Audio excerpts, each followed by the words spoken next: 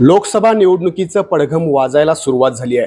महाराष्ट्रात अद्याप उमेदवार निश्चित झाले नसले तरी विशेष करून पश्चिम महाराष्ट्रात आणि कोल्हापुरात ही अजूनही उमेदवार निश्चित झाले नाहीत. तरीही आरोप प्रत्यारोप जे आहेत ते सुरू झालेले आहेत. याच विषयावर चर्चा करण्यासाठी आपल्यासोबत आहेत ज्येष्ठ राजकीय विश्लेषक तसेच दैनिक लोकमत कोल्हापूरचे संपादक वसंत भोसले सर आपल्यासोबत आहेत. सर, तुमचं स्वागत आहे. खरं तर आपण पाहतोय लोकसभा निवडणुकीचं वातावरण जे आहे ते तापू लागलेलं आहे. उमेदवार जरी निश्चित झाले नसले तरी आरोप प्रत्यारोप जे आहेत ते सुरू झालेले आहेत. महाविकास आघाडीचा उमेदवार कोल्हापूरमधून शाहू महाराज जवळजवळ निश्चित झालेत, मात्र महायुतीचा उमेदवार ठरेना. यामागचं नेमकं काय कारण असेल? महायुतीचा उमेदवारही ठरलेलाच आहे. तसा संजय मंडलिक यांनाच दिलं जाईल, कारण विद्यमान सर्व खासदारांना उमेदवारी देण्याचं धोरण निश्चित होतं आहे असं दिसतंय. कारण एकनाथ शिंदे यांच्याबरोबर जे शिवसेनेतले खासदार गेलेले आहेत त्या जागा त्यांना मिळतील असं दिसतं. भाजपला एकूण जागा जास्त लढवायच्या आहेत आणि त्यासाठी ते थोडं प्रेशर टॅक्टिक्स म्हणतील तशा पद्धतीनं ते करतायत. पण मला वाटतं की 1-2 दिवसात किंवा 1-2-4 दिवसात ती उमेदवारीची निश्चित होईल. कारण प्रत्येकाचा त्यांचे दोन्ही पक्ष हे नवीन पक्ष आहेत आणि नव्यानं त्यांनी बाजू घेतलेली आहे आणि त्यांना आपले उमेदवार निवडून आणणं हे फार महत्त्वाचं वाटतं. कारण त्यांचं रिप्रेझेंटेशन जे आहे, शिवसेना म्हणून त्यांचं रिप्रेझेंटेशन आहे, ते जास्तीत जास्त निवडून येतील याचा ते प्रयत्न करतायत.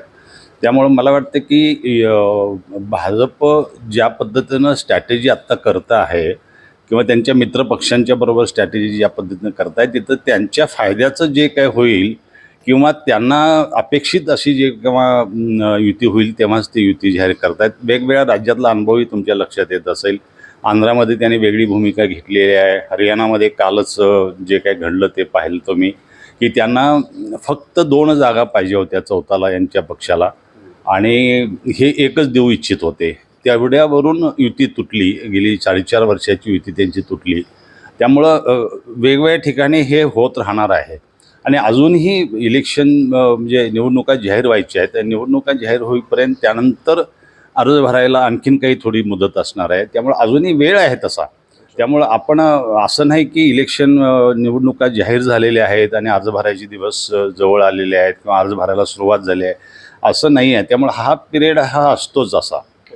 महाविकास आघाडीकडून ज्यावेळेला शाहू महाराजांचं नाव जवळजवळ निश्चित झालं त्यावेळेला महायुतीचा उमेदवार बदलाची चर्चा जी आहे ती सुरू झालेली आहे. त्यामुळं संबजितसिंह घाटगे यांचंही नाव आता सध्या चर्चेत येत आहे. त्याकडे महाविकास आघाडीकडून शाहू महाराजांचं नाव आल्यानंतर, कारण महाविकास आघाडीकडून कोण लढणार, काँग्रेस लढणार, शिवसेना लढणार की राष्ट्रवादी लढणार हे निश्चित नव्हतं. एक त्यानंतर प्रश्न आला तो काँग्रेसला जर जागा द्यायला तर उमेदवार कोण असणार आणि मग सुरुवातीला संभाजीराजे लढतील का असं होतं, संजय घाटगे लढतील का आणि शिवसेनेला जागा जाईल तर संजय घाटगे लढतील, संभाजीराजे लढणार असतील तर काँग्रेसकडून लढतील आणि काँग्रेसकडून लढणार म्हटल्यानंतर जेव्हा शाहू महाराजांचं नाव आलं, कारण हे 3 नावं असे समोर येत गेले विकास आघाडीकडून आणि त्यानुसार त्यांची स्ट्रॅटेजी बदलते आहे की युतीकडून उमेदवार कोण ठेवायचा. कारण संजय मंडलिकांच्याबद्दल असं बोललं जातं की थोडंसं त्यांचा जनसंपर्क कमी आहे,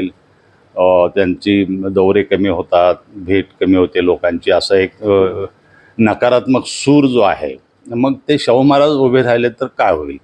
कारण संजय घाटगे आणि संजय मंडलिक असं असेल तर चित्र काय असेल, संभाजीराजे आणि संजय मंडलिक असतील तर काय चित्र असेल आणि शाहू महाराज जर स्वतः रिंगणात आले तर काय होईल, असा तो फरक पडतो. आणि त्यामुळं मला वाटतं की त्याप्रमाणे ते काही त्यांचे डावपेच बदलत आहेत आणि त्याच्यासाठी सुद्धा त्यांचं अंतर्गत प्रेशर चालू असेल की संजय मंडलिक यांची उमेदवारी ठेवायची का नाही ठेवायची महायुतीकडून, की ही जागा भाजपकडे घ्यायची का, असं सुद्धा होऊ शकेल आणि ऐन वेळेला एखादा नवा चेहरा येऊ शकतो. त्यामुळं मला वाटतं की समरजित घाटगे यांचं नाव पुढं करून चर्चा घडवून आणण्याचा प्रयत्न असेल. यापेक्षा दुसरा एखादा उमेदवार येऊ शकतो शाहू महाराजांच्या विरोधात. असं काही नाही की तेच उमेदवार असतील असं नाही. कारण हे सगळे राजकीय डावपेच आहेत आणि ते प्रत्येक डावपेच हे काही माध्यमाला सांगतात किंवा जाहीरपणे बोलतात आणि करतात असं होत नाही. काही वेळेला वेगळी चर्चा चालू असते आणि मला वाटतं की त्या दृष्टीनं कदाचित समरजित आणि संजय मंडलिकपेक्षाही तिसरा उमेदवार येऊ शकतो. महाडिक असू शकतील. शक्यता आहे की माडिकांच्या घरातून कोणीतरी एखादा उमेदवार असू शकतो.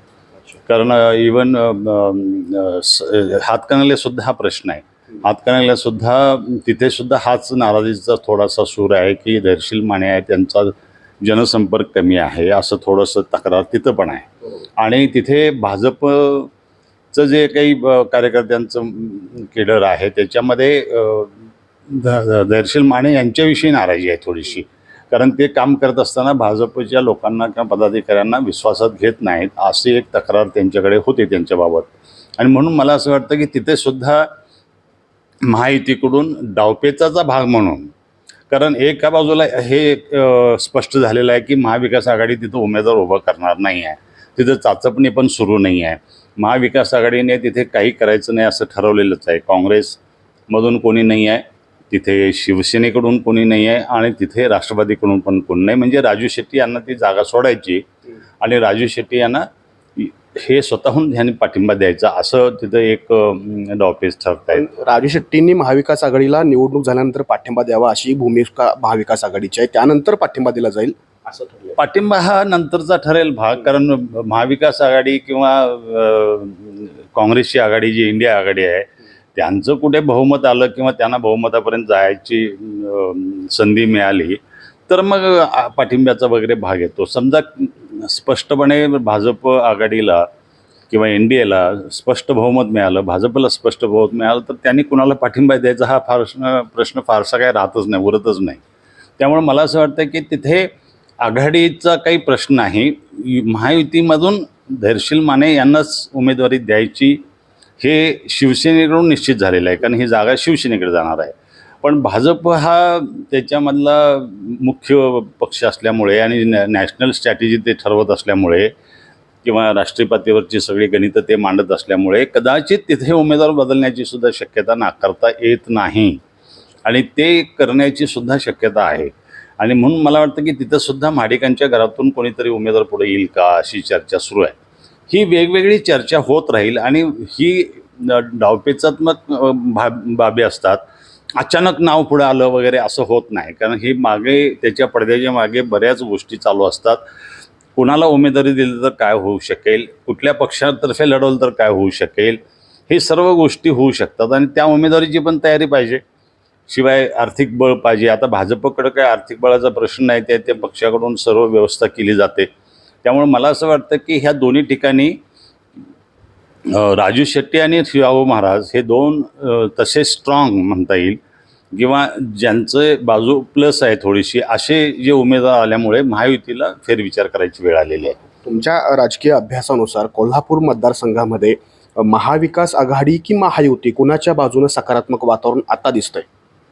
सकारात्मक वातावरण अजून काही तसं तयार झालेलं नाही आहे. फक्त एक आहे की विद्यमान खासदारांच्याबद्दल थोडीशी जी नाराजीचा सूर दिसतो आहे, त्याच्यामुळं आपल्याला वाटतं की महाविकास आघाडीच्या बाजूनं थोडंसं सकारात्मक वातावरण आहे. आणि दुसऱ्या बाजूला त्याच्यात एक भाग आहे की शाहू महाराज यांचं नाव आणि शाहू महाराज कुठल्याही वादग्रस्त ह्याच्यामध्ये नसल्यामुळे ते उभे राहत असल्यामुळे थोडंसं त्यांच्यावर टीका करणं, त्यांच्यावर आरोप प्रत्यारोप करणं थोडंसं कठीण जाईल. आणि तसा कुठलाही मुद्दा नाही आहे, कारण ते राजकारणात ॲक्टिव्ह असे फारसे नव्हते. पण वेगवेगळ्या सामाजिक संदर्भानं, सांस्कृतिक संदर्भानं, शैक्षणिक संदर्भानं त्यांचा जनसंपर्क थोडासा आहे, म्हणजे ह्या सगळ्या पातळीवर आहे. त्यांच्यावर टीका करणं कठीण जाईल. म्हणून मुश्रीफांची प्रतिक्रिया फार बोलकी होती की ते म्हणाले होते की महाराज तुम्ही राजकारणात येऊ नका, आम्हाला अडचणीत आणू नका, कारण त्यांना ती अडचण होईल उद्या त्यांच्यावर टीका करणं किंवा त्यांना विरोध करणं. आणि म्हणून मग ते असे म्हणत होते. आणि म्हणून मला वाटतं की थोडीशी प्लस बाजू शाहू महाराजांची उमेदवारी असल्यामुळं महाविकास आघाडीची आहे. शिवाय काँग्रेसची ताकद बऱ्यापैकी आहे आणि त्यामुळं शिवसेनेची मतं चांगली आहेत ह्या मतदारसंघामध्ये, ती निर्णायक ठरतील. राष्ट्रवादीची ती शक्ल सगळी झालेली आहेत. म्हणजे महाविकास आघाडीमधली जी राष्ट्रवादीचा गट आहे, म्हणजे शरद पवारांचा पक्ष आहे, त्यांच्या बाजूने फारशी ताकद आता राहिलेली नाही आहे, कारण मुश्रीफांच्या बरोबर ती सर्व अजित पवारांच्या गटामध्ये गेलेली आहे. सांगली मतदारसंघाचा विचार करता विशाल पाटील काँग्रेसकडून जवळजवळ निश्चित असल्याचं बोललं जात होतं, मात्र अचानक चंद्रहार पाटील यांनी शिवसेना उद्धव बाळासाहेब ठाकरे पक्षाकडून उमेदवारी मागितलेली आहे. त्यांनी परवा शक्ती प्रदर्शन सुद्धा केलेलं आहे. तर एकूणच सांगलीमध्ये काय वातावरण शक्य वाटतं तुम्हाला? सांगलीमध्ये मला वाटतं की तिथे 2-3 गोष्टीसाठी ते केलं असावं असं मला वाटतंय. एक तर चंद्रहार पाटील यांची राजकारणातच एंट्री होती आहे आणि तसं त्यांचं बळ फारसं आहे असं मला दिसत नाही. त्यांचं नाव आहे कुस्तीगीर म्हणून, पण राजकारणी म्हणून फारसं जिल्हा परिषदला ते होते, निवडून आले होते. पण तिथे दुसरी एक गोष्ट होऊ शकते की तिथे शिवसेनेचं संख्याबळ किंवा शिवसेनेचं केडर किंवा शिवसेनेच्या कार्यकर्त्यांचा संच असा फारसा मोठा नाही. कारण नेहमी तिथे काँग्रेस आणि शिवसेना हे मित्रपक्षासारखंच वागलेत गेली 30-40 वर्ष. कारण वसंतदादा पाटील आणि बाळासाहेब ठाकरे यांची वेगळे संबंध होते, वेगळे नातं होतं. त्यांचा एकमेकांना आशीर्वादच होता, पाठिंबाच होता पूर्वीपासून. आणि म्हणून मला असं वाटतं की वसंतदादांनी 1985मध्ये जेव्हा मुख्यमंत्री असताना मुंबईमध्ये एक असं विधान केलं होतं की मुंबई महाराष्ट्रात ठेवायची असेल तर, असं विधान केलं होतं. सूचक बोलले होते आणि त्या सूचक बोलण्यामुळं शिवसेनेला प्रचंड बहुमत मिळालं होतं मुंबई महापालिकेमध्ये. तेव्हापासून ते संबंध आजपर्यंत त्यांचे आहेत आणि त्यामुळं शिवसेना तिथं वाढली नाही. पण काँग्रेसची उमेदवारी ही प्रतीक पाटलांनाच मिळणार हे स्पष्ट झालेलं आहे. कारण तिथं समन्वयक बंटी पाटील आहेत, तिथले नेते विश्वजित कदम आहेत. या दोघांनीही ती भूमिका घेतलेली आहे आणि यावेळेला त्यांनाच ती विशाल पाटील की प्रतीक पाटील? विशाल पाटलांनाच ती उमेदवारी मिळेल. आणि मला असं वाटतं की विशाल पाटील विरुद्ध संजय काका अशीच ती लढत होईल तिथे. आणि शिवसेनेची उमेदवारी जरी जाहीर झाली असली तरी एक होईल की खानापूर विधानसभा मतदारसंघाची पोटनिवडणूक लागण्याची शक्यता आहे आणि त्यासाठी चंद्रहारला आमदारकीला उमेदवारी दिली जाईल. कारण ती जरा लागली आत्ता ह्या लोकसभेबरोबर, कारण त्याची माहिती निवडणूक आयोगाने घेतलेली आहे. अनिल बाबर यांचं निधन झालं. अनिल बाबर शिवसेनेकडून निवडून आले. ते पहिले शिवसेनेचे सांगली जिल्ह्यातील आमदार होते आणि त्यांनी नंतर शिंदेंच्या बरोबर जाण्याचा निर्णय घेतला. त्यांच्या चिरंजीवांना तिथे शिंदे गटाकडून शिवसेनेची उमेदवारी मिळेल आणि चंद्रहार तिथे शिवसेने ठाकरे गटाकडून उमेदवार असतील. कदाचित ती तशी निवडणूक होईल आणि त्यासाठी त्यांना हाताशी धरलेलं आहे. त्यांना आशीर्वाद दिला आहे किंवा त्यांना पाठिंबा दिला आहे किंवा त्यांची उमेदवारी जाहीर झाली असे नाही की तुम्हाला गदा हातात दिले, तुम्ही विजयी व्हा आणि दिल्ली गाठा असं त्यांनी जरी म्हटलं असेल तर ते महाविकास आघाडीचा उमेदवारसुद्धा दिल्ली गाठा असं म्हणू शकतात आणि त्यांना विधानसभेला देऊ शकतील तिथे. खूप खूप धन्यवाद तुम्ही आमच्याशी संवाद साधल्याबद्दल.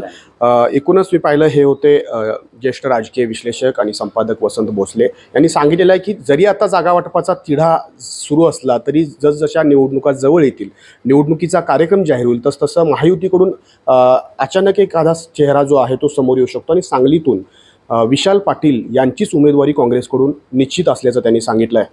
जावेद तांबोळी, महासत्ता, कोल्हापूर. अशाच ताज्या अपडेटसाठी महासत्ता न्यूजला सबस्क्राईब करा.